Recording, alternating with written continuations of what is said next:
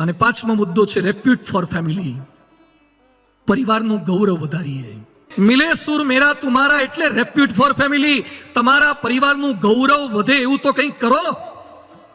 તમારા નામની પાછળ તમારા બાપનું નામ પણ લાગે છે, તમારા નામની પાછળ તમારા ગામનું નામ પણ લાગે છે, તમારા નામની પાછળ તમારી અટક પણ લાગે છે, તમારા નામની સાથે સાથે ક્યાંક તમારા સગાવાલાના નામ પણ જોડાયેલા છે. બધાનું ગૌરવ વધે એવું કંઈક કરીએ. એક ઉદ્યોગપતિ મને મળ્યા, મને કે સ્વામી મારો દીકરો ઘરની બહાર એના મિત્રો સાથે હુકો પીતા પકડાયો. 8મા ધોરણમાં ભણે છે અને હુકો પીતા પકડાયો. છોકરાને મેં બોલાયો, પકડ્યો બધાને. હુકો ક્યાંથી લાયા? તો પડોશીના છોકરા એમ બોલ્યા કે કાકા તમારા છોકરાએ જ હુકો લીધો છે, 35,000નો હુકો, 35,000નો હુકો લીધો. અને નવી પેઢીને કંટ્રોલમાં કરવી અતિશય અઘરી છે. નવી પેઢીને હમણાં એક ભાઈ એના છોકરાને મારી પાસે આવ્યા, મને કે સ્વામી મારો દીકરો કયું નથી કરતો. શું થયું છે? મને કે બાઇક માગે છે, બાઇક જોઈએ છે ને, તું સગવડ હોય તો લાવી આપો. મને કે ના હજી તો એ 8માં ભણે છે, તો ના લાવી આપતા. 8માં ભણે છે ને બાઇક શાનું લાવી આપવાનું? મને કે જીદ લઈને બેઠો છે કે બાઇક લઈ આપો, નહીં તો હું 4 વ્હીલ નીચે ટ્રક નીચે ઘૂસી જઈશ ને મરી જઈશ. એકનો એક દીકરો છે ને બાઇક માટે જીદ લઈને બેઠો છે. તો પછી એને લઈ આવજો ત્યારે ફ્રી પડે ત્યારે, સ્કૂલેથી આવે ત્યારે. મને કે સ્કૂલે ક્યાં જાય જ છે? એણે તો પ્રતિજ્ઞા લઈ લીધી છે કે પહેલું બાઇક પછી સ્કૂલે જવામાં નહીં આવે, સ્કૂલ બંધ કરી દીધી છે. તું ઘરે હોય તો પછી લઈ આવે. મને કે બહાર જ બેહાડ્યો છે સેમ્પલને, પહેલા તમને મળવા આવ્યો છું, હવે એને સમજાવો. તમે બહાર નીકળો, એને મોકલો અંદર. પહેલા મારી પાસે આવ્યો અને પહેલા એટલી હેત પ્રેમથી મેં વાતો કરીને તમારા જેવા કોઈ કાજુ કતરી આપી ગયા હતા. તે 2-3 તો મેં મોઢામાં મૂકી, કારણ કે પહેલા દાઢી કરતા પહેલા પલાળવું પડે ને, થોડું કૂણું તો કરવું પડે ને, સીધું રેઝર થોડું મરાય. એટલે મેં પહેલા કાજુ કતરી ખવડાવી, બધો પરિચય પૂછ્યો, હાવભાવ કર્યા, સરસ બધી વાત. 20 મિનિટ સુધી દાખલા, દલીલ, લોજિક, સાયન્સ, સ્પિરિચ્યુઆલિટી એની સાથે એટલું સરસ સમજાયું ને. પછી 20 મિનિટ પછી એ છોકરો મને શું કે, મને કે સ્વામી શું તમે બોલો છો? શું તમારી શક્તિ છે, શું બુદ્ધિ શક્તિ છે, તમારી અંદર લોજિક પાવર. અને અત્યાર સુધી હું જેટલા માણસને મળ્યો છું, તમારા જેવો કન્વિન્સિંગ પાવર મેં ક્યાંય જોયો નથી. તો મારી એક વિનંતી છે કે મારા પપ્પાને સમજાઈ દો ને બાઇક લઈ આપે. ડોબા 20 મિનિટ આટલા માટે નહોતી કાઢી. આ નવી પેઢી આ છે, એને મારે તમારે બધાય કંટ્રોલમાં રાખવાના છે, એને બદલવાના છે, એને સુધારવાના છે. એટલે ખાલી વાર્તાઓથી ના ચાલે. અત્યારે તો આવતો થઈ ગયો છે ને, બાઇક ભૂલી ગયો છે ને, મંદિરે રેગ્યુલર કરી દીધો છે ને. દુનિયાના ગમે તેવા પ્રશ્નો હોય એના જવાબો સત્સંગમાં છે. તમારા પરિવારનું ગૌરવ વધારી શકે એવા દીકરા તૈયાર કરવા છે, એ સત્સંગમાંથી શીખવા મળશે. આ ભાઈ મને કહે છે મારો દીકરો 35,000નો હુકો લાવ્યો. ગુજરાતમાં જે ડ્રગ્સ વધ્યું છે ને, 30,000 કરોડનું ડ્રગ્સ પકડાયું છે. અમદાવાદની અંદર ડ્રગ્સ પીનારા, ડ્રગ્સ ખાનારા, ઇન્જેક્શન લેનારા, અને ડ્રગ્સ લેનારા નહીં, ડ્રગ્સ વેચનારા વધી ગયા છે. અમદાવાદના પોલીસ કમિશનર બોલી ગયા કે કેટલાની સ્કૂલ બેગો અમે ચેક કરીએ, સ્કૂલ બેગે ડ્રગ વેચવાનો ધંધો શરૂ થઈ ગયો છે. જો ધ્યાન નહીં રાખીએ તો ગુજરાત અને ભારત કઈ દિશામાં આગળ પ્રગતિ નહીં અધોગતિ કરવાનું છે. આજે ફ્રેન્ડશિપ અને લવશિપના કુંડાળે ચડી અને મા બાપની આબરૂ ઓછી કરનારા કેટલા દીકરા દીકરીઓ છે, ભાગીને લગ્ન કરનારા કેટલા છે. તમારી હાર જીત એ ખાલી તમારી હાર જીત નથી, તમારા બાપની ને તમારી માની પણ હાર જીત છે, તમારા સમાજની પણ હાર જીત છે. આપણે આપણા પરિવારની આબરૂ વધે એવું કંઈક કરવું છે, આપણા પરિવારને ક્રેડિટ અપાવીએ એવું કંઈક કરવું છે. રામાયણમાં ઉલ્લેખ આવે છે કે યુદ્ધ પૂરું થયા પછી રામ ભગવાનને લઈને હનુમાનજી પોતાના ઘરે ગયા અને એ સમયે રામને જોયા પછી અંજની માતા, અંજનીની આંખમાંથી આંસુ નીકળી ગયા અને અંજની બોલ્યા કે ધન્ય ધન્ય મારી કુખ, કે મેં કેવો દીકરો જણ્યો કે મારા ઘેર ભગવાનને લઈને આવ્યો. આને દીકરો કહેવાય. કેટલાને ઘેર પાનના ગલ્લાવાળા બિલ આપવા આવે, છોકરીનો બાપો આવે, તમારો દીકરો છેડતી કરતા પકડાય છે, સ્કૂલમાંથી સસ્પેન્ડ આવે, એટી આવે, અને પેલા સીસીટીવી કેમેરાવાળા કોર્પોરેશન વાળા બિલ મોકલાવે, મેમો મોકલાવે ઘેર. આ એ દીકરા છે. દીકરા એટલે શું છે? પરિવારનું ગૌરવ વધારી શકે દીકરા છે. આજે પ્રમુખ સ્વામી મહારાજે પેઢી તૈયાર કરી છે. અમદાવાદમાં 14 વર્ષનો છોકરો યજ્ઞેશ એનું નામ, એનો જન્મદિવસ હતો. એના પિતાએ વુડલેન્ડના શૂઝ, સારા શૂઝ આવે છે, રીબોકના બધા શૂઝ આવે ને, વુડલેન્ડના શૂઝ, એટલે વુડલેન્ડના મોંઘા શૂઝની ગિફ્ટ આપી હતી. બેટા તારો 14મો જન્મદિવસ છે, તને વુડલેન્ડના શૂઝ મારે આપવા છે. સાંભળજો બધા દીકરાઓ, એ દીકરો એના બાપને કહે છે કે પિતાજી, મને આપવું હોય તો વુડલેન્ડના શૂઝ નહીં, બીજી ગિફ્ટ જોઈએ છે. શું ગિફ્ટ જોઈએ છે? બોલ બેટા. એ કે જોઈએ છે મારે તમારી સિગારેટ જોઈએ છે, સિગારેટ મને આપી દો. મારા જન્મ દિવસે તમારી સિગારેટનો ત્યાગ કરો, એ ગિફ્ટ મારે જોઈએ છે. એ કે પણ બેટા, હું આટલા વર્ષોથી પીવું છું, મારાથી નહીં રહેવાય. તો મારે વુડલેન્ડના શૂઝ નથી જોઈતા. મને મારા ગુરુ પ્રમુખ સ્વામીએ શીખવાડ્યું છે કે ચારિત્રવાન બનો ને ચારિત્રવાન સમાજ તૈયાર કરો. હું ગામ આખાને વ્યસન છોડાવવા માટે જઉં છું, અને મારા બાપ વ્યસની હોય એ હું કઈ રીતે સહન કરી શકું? મારે ચાલવા માટેના સારા બૂટ નથી જોઈતા, પણ મારા બાપ સારા રસ્તે ચાલે ને એવી સુટેવ મારે આપવી છે. અને એ સમયના બાપ બોલ્યા કે બેટા, આજે તું મારો ગુરુ થયો, તે મને જીવન જીવતા શીખવાડી દીધું. પરમ પૂજ્ય પ્રમુખ સ્વામી મહારાજે આ કર્યું છે. પરિવારનું ગૌરવ શિક્ષણથી વધાર્યું છે, સંસ્કારોથી વધાર્યું છે, સારા સ્વભાવથી વધાર્યું છે, સત્સંગની શોભાથી વધાર્યું છે. તો આપણે પણ થોડોક ફેરફાર આ કરવાનો છે, ગૌરવ વધે એવું કાર્ય કરીએ.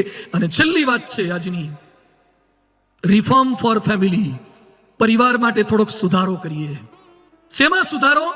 ફર્નિચરમાં સુધારો કરો, રસોડામાં સુધારો કરો, થાળીમાં સુધારો કરો, 3 BHK 4 BHK ગાડીમાં સુધારો કરો. આ સુધારા નહીં, થોડોક આપણી જાતમાં સુધારો કરીએ. પણ બધાને એમ લાગે છે કે મારામાં તો બધું પરફેક્ટ છે. એક ભાઈ ડોક્ટર પાસે ગયા, કાનના ડોક્ટર પાસે, અને કાનના ડોક્ટરને એમ કહે છે કે સાહેબ, મારી ઘરવાળી બહેરી થઈ ગઈ લાગે છે, સાંભળતી નથી, ઓછું સાંભળે છે, બહુ બોલું તો એ જવાબ નથી આપતી, સાંભળતી નથી. તો કાનમાં મૂકવાનું મશીન આપો તો જેથી હરખું સાંભળે. તો ડોક્ટર કે પેશન્ટને જોયા વગર મશીન અમે ના આપી શકીએ, પેશન્ટને ચેક કરવા પડે, ડેફનેસના પણ પ્રકાર હોય છે, બહેરાશના પ્રકાર હોય છે, એ મુજબ મશીન અપાય. તો કે સાહેબ, મશીન આપો ને, એ તો બહેરી માનતી જ નથી પોતાની જાતને, એટલે આવશે જ નહીં દવાખાને. તો ડોક્ટર કે એક કામ કરો, પહેલા ઘરે જઈને તમે ટેસ્ટિંગ કરો, મને નક્કી કરીને આપો કે એને કેટલા ફૂટનું સંભળાતું નથી. તો કે સાહેબ, મારે શું કરવાનું? એ કે 15 ફૂટ દૂર ઉભા રહીને પૂછજો કંઈક, પછી ન સંભળાય તો 10 ફૂટે જજો, ન સંભળાય તો 5 ફૂટે જજો, ન સંભળાય તો કાનમાં કહેજો, એટલે ખબર પડી જાય કે બહેરાશ કેટલી છે. પેલા ભાઈ કે સરસ, કે ઘરવાળી બહેરી છે ને આજે આપણે ટેસ્ટિંગ કરી દઈએ. એટલે ઘરે ગયા અને 15 ફૂટ દૂર ઉભા રહ્યા, અને પછી બોલ્યા. પેલી બાઈ રસોડામાં હતી, એ કે શેનું શાક બનાવ્યું? તો એ કઈ સંભળાયું નહીં. એટલે 10 ફૂટે ગયા, કે તકલીફ તો છે જ. 10 ફૂટે જઈને કે શેનું શાક બનાવ્યું? તો એ કઈ સંભળાયું નહીં. 5 ફૂટે ગયા, શેનું શાક બનાવ્યું? તો એમ સંભળાયું નહીં. એ કે 5 ફૂટ તકલીફ તો પાકી તકલીફ છે, 5 ફૂટનું નથી સાંભળતી, આને તો મોટું મશીન મૂકવું પડશે. એટલે રસોડામાં એકદમ બૈરાની પાસે જઈને કાનમાં જઈને કે શેનું શાક કર્યું? ઘરવાળી કે 4 વાર બોલી કે રીંગણાનું કર્યું. 4 વાર બોલી રીંગણાનું કર્યું, હજી સંભળાતું નથી. ઓ બોલો, મશીન કોને મૂકવાની જરૂર હતી? આ કથા સાંભળ્યા પછી ઘરવાળાના કાનમાં મશીન ન મૂકતા થોડાક તમારા કાનમાં મૂકજો. આપણામાં થોડાક સુધારા કરવાના. રિફોર્મ ફોર ફેમિલી, મારી જાતમાં સુધારો કરવાનો. ચાણક્ય માતાની સેવા કરવા માટે પોતાના દાંત તોડી નાખ્યા. ભીષ્મ પિતામહે પિતા શાંતનુને બીજા લગ્ન કરવાતા, એટલે ભીષ્મ પ્રતિજ્ઞા, આજીવન બ્રહ્મચર્યની પ્રતિજ્ઞા લઈ લીધી. રિફોર્મ ફોર ફેમિલી, પોતાની જાતમાં ફેરફાર કરી દો. એક ચિંતકે સરસ લખ્યું છે, if everyone is happy with you, then you have done lots of compromise in your life. જો બધા તમારાથી રાજી હોય ને તો સમજજો કે તમે દર વખતે જતું કર્યું જ છે.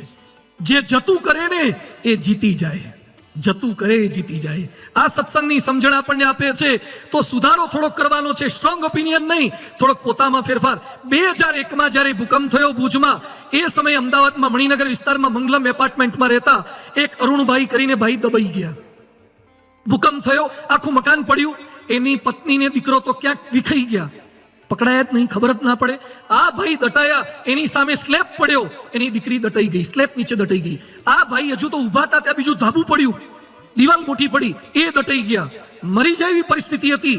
ત્યાં પેલા જવાનો આર્મીના રેસ્ક્યુ ટીમ વાળા આવી ગયા, માંડ માંડ એને બહાર કાઢતા હતા, ધ્રુસકે ને ધ્રુસકે રડતા હતા. અરુણભાઈ એનું નામ, મણિનગર વિસ્તાર, મંગલમ એપાર્ટમેન્ટ. અને અરુણભાઈ રડતા રડતા શું બોલ્યા? મેં મારા કુટુંબને પૂરતો પ્રેમ આપ્યો નથી. રડતા રડતા નીચે દટાયેલા હતા. અને પછી બહાર નીકળ્યા પછી કહે છે, હવે હું મારા પરિવારજનોને જીવની જેમ સાચવીશ. અત્યાર સુધી મારા ઘરમાં દર વખતે મેં મારું ધાર્યું જ કર્યું છે. મારી પત્નીનું નથી ચાલવા દીધું, મારા દીકરાઓનું ચાલવા નથી દીધું, મારા મા બાપનું ચાલવા દીધું નથી. હવે હું બીજાને સમજાવવાનો નહીં પણ સમજવાનો પ્રયાસ કરીશ. આનું નામ મિલે સુર મેરા તુમારા. હિટલર શાહી ન કરીએ આપણા પરિવારમાં. થોડુંક બદલાવની ભાવના, મારે મારામાં બદલાવ લાવવો છે, મારી થોડીક સ્ટાઇલ બદલીશ. કેટલાક ઘરમાં અપશબ્દો બોલે છે, પત્નીને ગાળો બોલે, મા બાપને ગાળો બોલે. મહાન સ્વામી મહારાજે સત્સંગ દીક્ષામાં લખ્યું છે, ગૃહે હિ મધુરામ વાણીમ વદેર વાચમ તેજેત કટુમ કમ અપી પીડિતમ નૈવ પ્રકુર્યાદ મલિનાશનાય.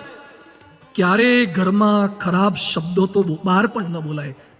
જે મોઢેથી ભગવાનનું નામ લો છો ત્યાં પતિ પત્ની એકબીજાને ગાળો કરી તે બોલી શકાય. બીજાની માગણીનું ધ્યાન આપો, બીજાની લાગણીનું ધ્યાન આપો. પોતાનો એકડો જ સાચો એમ ન બોલો, કટ વળી જતા શીખો. અને મહાન સ્વામી મહારાજ કહે છે, હુ ઇઝ રાઈટ પર નહીં પણ વોટ ઇઝ રાઈટ પર ફોકસ કરજો. પરિવારને એક રાખવા માટે ફરિયાદો કે ફરમાઈશો નહીં પણ મદદનો માહોલ રચવાનો છે. એટલે પરમ પૂજ્ય પ્રમુખ સ્વામી મહારાજ કહેતા કે 5ને પૂછીને કરવું. કંઈ પણ કરવું હોય તો 5ને પૂછીને કરવું. મિલે સુર મેરા તુમારા એટલે મજબૂત દિવાલો નહીં, મજબૂત સંબંધો. પરિવાર મજબૂત થાય છે સ્નેહ અને વિશ્વાસથી, સેવા અને સહનશીલતાથી, ગૌરવસભર કાર્યો અને સ્વસુધારણાથી. આજે આ વાતો સાંભળી છે, સાંભળતા સારી લાગે પણ ફરથી જેવા આપણે એવા માહોલમાં જઈએ ને, ધૃતરાષ્ટ્રનો બહુ સરસ પ્રસંગ આવે છે. ધૃતરાષ્ટ્ર વિદુરને કહે છે કે વિદુર, તારી વાતો સાંભળું છું, તારે મને એમ લાગે છે કે સજ્જન જ રહેવાય, પાંડવોને એમનો ભાગ આપી દેવાય. પણ જેવો મને દુર્યોધન મળે છે ને ત્યાં મારી બધી મતિ વિપરીત થઈ જાય છે. યાદ રાખજો, સભા છૂટ્યા પછી દુર્યોધનને મળતા નહીં. ક્યાંક ક્યાંક દુર્યોધનો તમારી રાહ જોઈને બેઠા હોય છે, જે આપણી મતિ ફેરવી નાખે છે. સતામેવ સંગો, જે સત્સંગી જીવનમાં લખ્યું છે, સતામેવ સદા સંગ કાર્યો નારાયણ આત્મનામ, કે સંતનો સમાગમ કરજો. જે પ્રમુખ સ્વામી મહારાજ જેવા, મહંત સ્વામી મહારાજ જેવા આવા સાચા સંત છે, જે આપણને બચાવશે, જે આપણા પરિવારને બચાવશે. હમણાં અમે એક ફાર્મસી સ્ટોરના ઉદ્ઘાટનમાં ગયા હતા. ઉદ્ઘાટન કર્યું પછી દુકાનના બોર્ડ ઉપર લખ્યું હતું લીપ કેર. તમારા હોઠ ફાટી જતા બચાવવા હોય ને તો એક ક્રીમ આવે છે, lip care, skin care, hair care, આ બધું કેર હતું. પછી મેં એને પૂછ્યું કે ઘરમાં ઝઘડા થતા હોય તો ફેમિલી કેરની આવે છે ક્રીમ?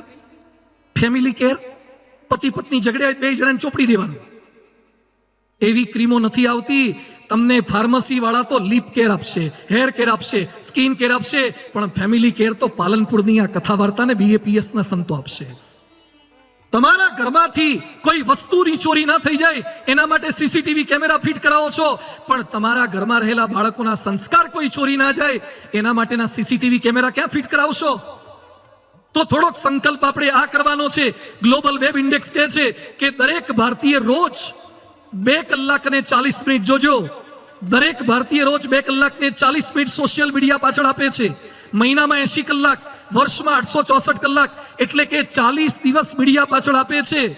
આટલો સમય જો ત્યાં આપીએ છીએ તો આપણા પરિવાર માટે સમય આપવાનો છે, સંકલ્પબદ્ધ થવાનું છે.